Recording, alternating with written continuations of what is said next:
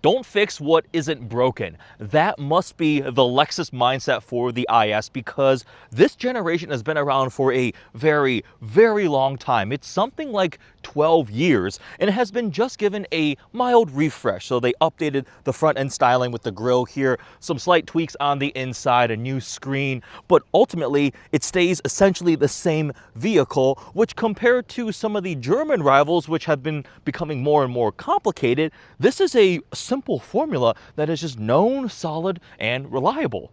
The platform has been simplified a bit in terms of the trims. We have said goodbye to the entry-level one and the top-of-the-line one, which I'm rather sad about the IS500 not coming back, because a 5-liter naturally aspirated V8 and a luxury sedan of this segment is pretty spectacular. We only have the IS350 remaining in either rear-wheel drive form or all-wheel drive like this one, and under the hood has a naturally aspirated V6. That's it. Right? Some of these German rivals are downsized turbocharged 4-cylinders. Some are going hybridization. They're getting heavier, more complicated, more expensive. Potentially, we don't know about reliability. I feel like the Lexus IS, you can buy this today and just still feel really comfortable, a lot of peace of mind. It's just a known, solid powertrain and platform.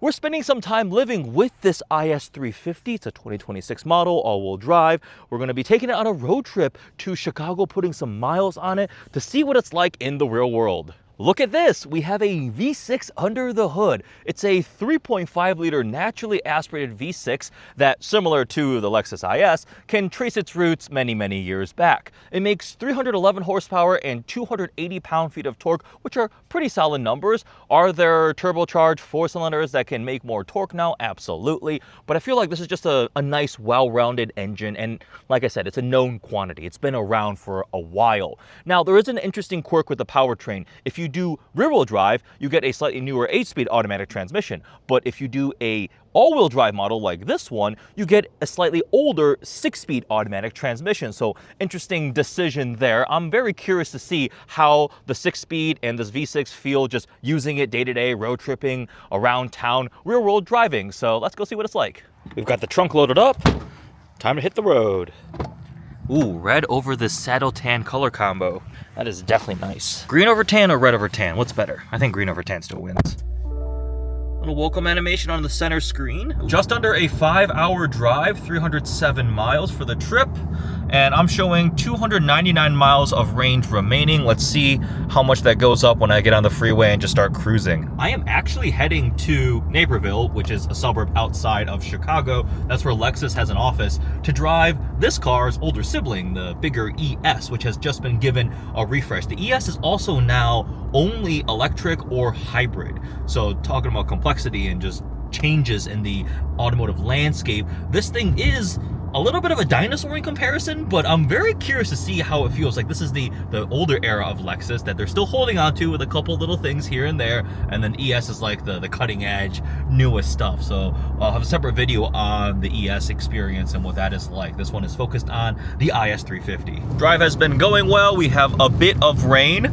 Been using the driver assistance tech, so we have adaptive cruise control and lane keeping, but it is a hands-on system, so you have to keep at least one hand on the wheel. Otherwise, it will complain and give you a warning. So I feel like at this point, with any sort of modern luxury vehicle, adaptive cruise control and lane keeping assist are pretty much the bare minimum, but no hands-free on this one. That might be a limitation of being a slightly older architecture platform. So this one just has the basics of the right level of driver assistance tech. Overall, the drive is going well. These seats are actually really comfortable. It's reasonably quiet and it rides pretty well too. So good road trip car so far. Good morning. Spent the night at a hotel here in Naperville. I've got my coffee. Put that right there for a second. Gotta make sure I grab the coffee and not forget it. Oh yes, LC500 and what looks like a matching spec, red over tan. Twins. Oh, that is such a gorgeous car. So sad that it is ending production. Need to buy one of those. My wife Angel really likes it too, so that could be a great sports car for her. Just finished driving and filming the new Lexus ES, which obviously feels completely different from this IS, much more futuristic, right? Well, powertrain is completely different. It's either electric or hybrid, whereas this is old school, but also is like familiar. They're just so different, which is interesting because they're both 2026 model year Lexus sedans, but the complete different ends of the Lexus sedan spectrum. Need to go fuel up and then hit the road and drive back home to Michigan and hopefully avoid the worst of rush hour. We've been averaging a solid 25.4 mpg. I reset that when I started driving. That is obviously mostly highway driving. So 53 miles to empty. I did make it on one tank from Detroit here, so 300 miles, but I definitely need to fuel up in order to make it home. Finally, traffic is ending. We can get back up to speed. Oh, never mind. There is more traffic. The drive went really well, made it without stopping, so I actually came to Costco to grab some groceries for the week, so impromptu Costco practicality test. Let me move some of my stuff out of the way. Remember, this is the smallest sedan in the Lexus lineup. Well, it's actually one of only two remaining now. I cannot pick up a watermelon with one hand. I feel like there's probably some NFL wide receivers or like NBA players who could palm a watermelon. Nowhere close for me. Costco grocery run for the week, not a problem at all. I actually really like this IS350. And as always, put your shopping cart back. The spec on this one is really nice too. The nice dark metallic red. Little spoiler back here. Ooh, as the sun is setting, take a look at that. That is a very, very nice red. I thought I would have to stop for gas or be really close, but I still have over a quarter tank. We're up to 26.6 mpg average, showing 106 miles to empty. Not bad at all.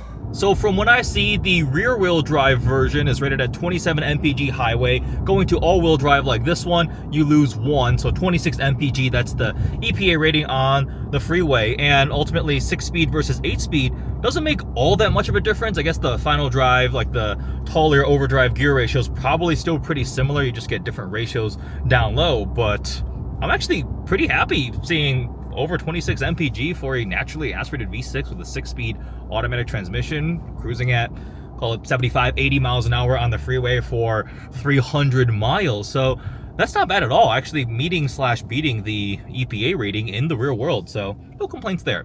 Although I did put premium in. I'm pretty sure I'm supposed to run this thing on premium. It's a Lexus after all. So premium is going to be a bit more expensive. And you're not buying one of these for fuel economy, right? If that's a big priority, then go look at a hybrid or an EV or something.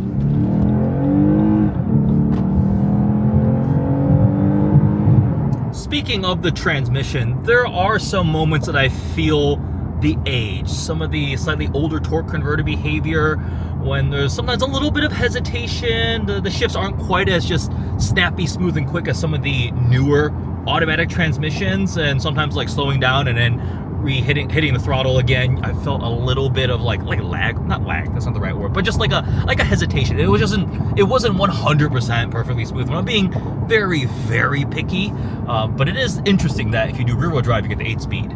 I think I would probably get the rear-wheel drive. I mean, I know I live in Michigan, but I would put winter tires on one of these things and just rock the rear-wheel drive version, because rear-wheel drive with proper tires is better than all-wheel drive with bald all seasons, because all-wheel drive with the wrong tires is all-wheel spin. Okay, so this thing has fake sounds, active sound control, but you do have the option to turn it off and change the sound level. So I've been driving with it off the entire time because I'm not a fan of faked piped in noises, but let me show you. I'm gonna go into sport, you toggle over. So that's with it off. Now I'm just gonna go to the max. Let's go to high. Whoa, you could immediately hear the speakers. It's adding a lot of low end rumble actually. Roundabout. Oh, that is synthesized. That is amplified.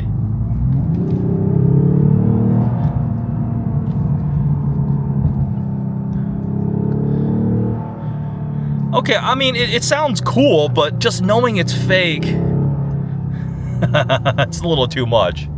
All right, I mean, I'm playing around with a little bit more, and I gotta say, I feel like they did a better job than most. Some of these, what comes to mind right now? The Nissan QX80, not QX80, the Nissan Armada Nismo was super synthesized. Like, it sounds very fake. This one is actually probably closer to relatively authentic as it can get. It literally is electronic sound generator. They disclose it right there. They're not trying to hide it, and I love that you can actually turn the levels down or off if you want. But one argument for active sound generation is, I mean, it's amplifying the experience, and isn't that the same thing as an exhaust, right? But aftermarket exhaust, at least it's physical exhaust.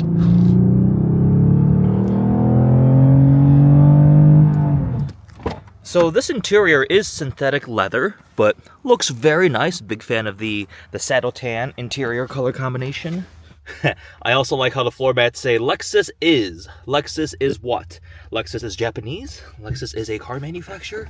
Lexus IS? I am very sad the 5-liter V8's gone. The IS 500 was spectacular. This is actually a pretty base model. It's the F Sport design. It is all-wheel drive, but it's not the F Sport. You can step up to the F Sport, which does add some other options available. The handling package, which this does not have. We don't have the upgraded Mark Levinson sound system. I was playing around with the configurator, and I was able to build one out to, you know, right around like $58,000. Like, if I were to actually order one myself, that's about where I would be. I just cleaned the car off, so let's take a quick look at the exterior styling.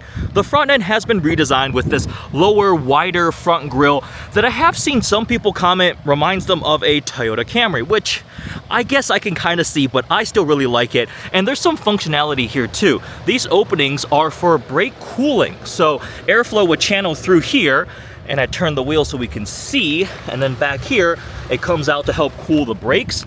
Now, the IS350 comes in two flavors. There's the F Sport design and the actual F Sport. So this one here is the F Sport design. So it might look a little sportier, but it's not necessarily the actual sporty one. That would be the F Sport. Even though you see the F Sport badge right here, it's the F Sport design. The actual F Sport has an optional handling package which brings additional drive modes, adaptive dampers, and a Torsen limited slip differential if you do a rear-wheel drive model. With the all-wheel drive not available, both the F Sport design and the F Sport available as rear-wheel drive or all-wheel drive. So this one is actually a pretty base level one, but still looks very nice. It has metallic red paint with all the black contrast. You can also option some BBS forged wheels, which this one does not have. These are the regular 19-inch wheels, but I like the black contrast mirrors. This one has the sunroof up there, and then we have this little spoiler here on the trunk, which is pretty cool. Around back still looks nice.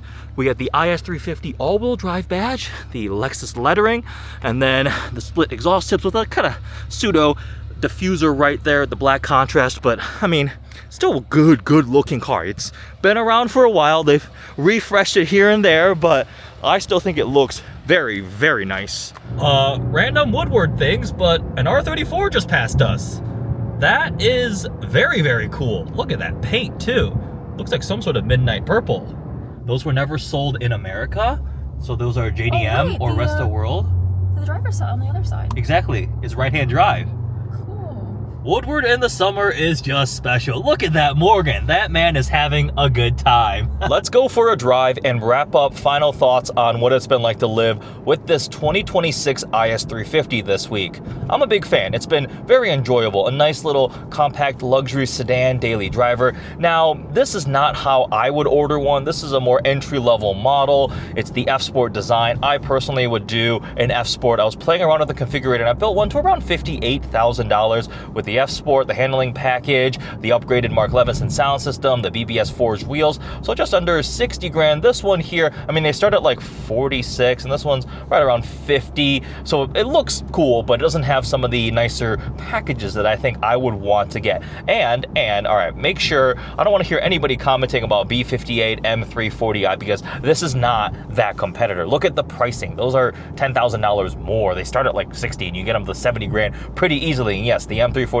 is definitely more powerful, quicker. This is a 330i competitor, and it brings such a nice analog experience in the best way. It's like a little bit of a blast from the past from just the powertrain experience. Is it the fastest thing in the world? No, but I don't actually care. It's a nice, smooth, naturally aspirated V6. It sounds pretty good. Not the same level of torque down low as a Turbo 4, but you know, it feels nice. The 6-speed does let it down a little bit. I noticed a little bit more hesitation here and there. The paddle shifters aren't like the most snappy responsive. The 8-speed's definitely better, so that maybe also I wouldn't build it with an all-wheel drive despite living here in Michigan. I would probably go for the 8-speed rear-wheel drive, put proper tires on it and you'll be fine.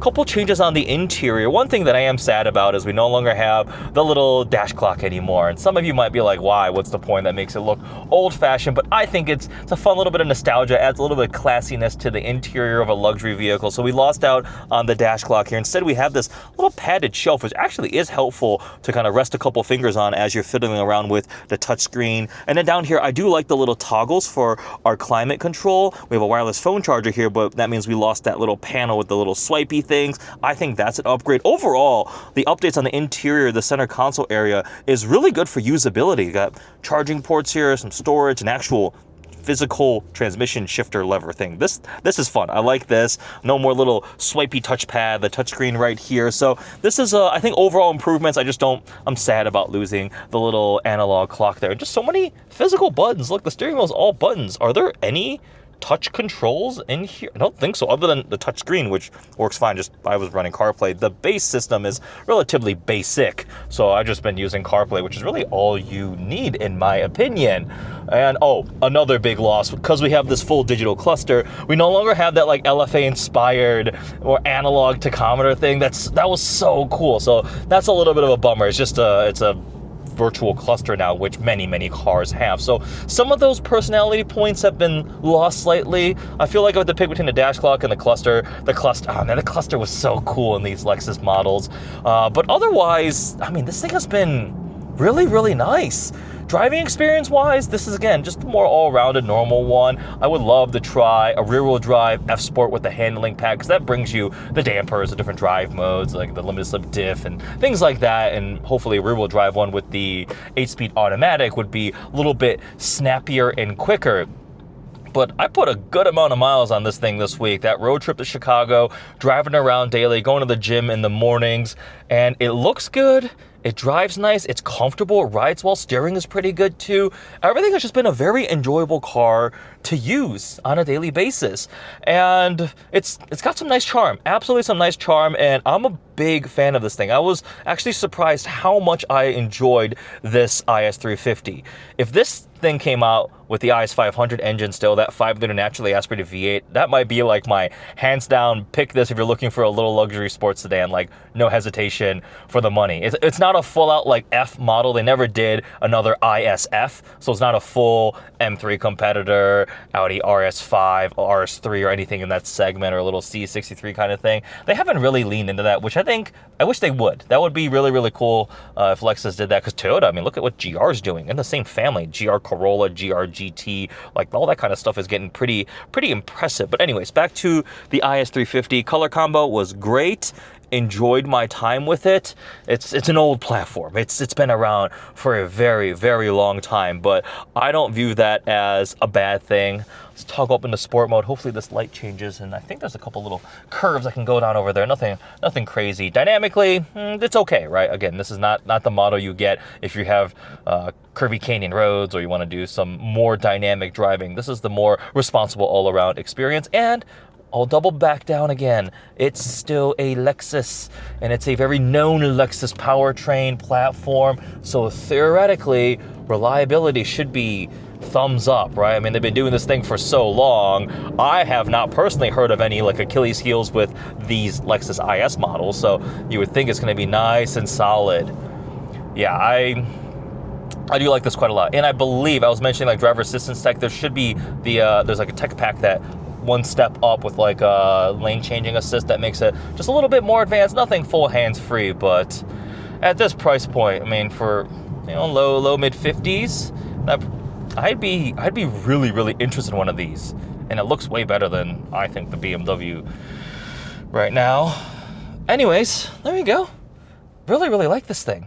Hope you guys enjoyed my video with the Lexus IS350. What do you guys think? Would you get one of these over the German rivals, over a Genesis G70? G70 is also a really compelling one, but I think the big appeal is the fact you could buy one of these and probably just drive it for, 200,000 miles and not really worry that much about it. Kind of been one of the strongest draws for Lexus Toyota vehicles. Thanks for watching.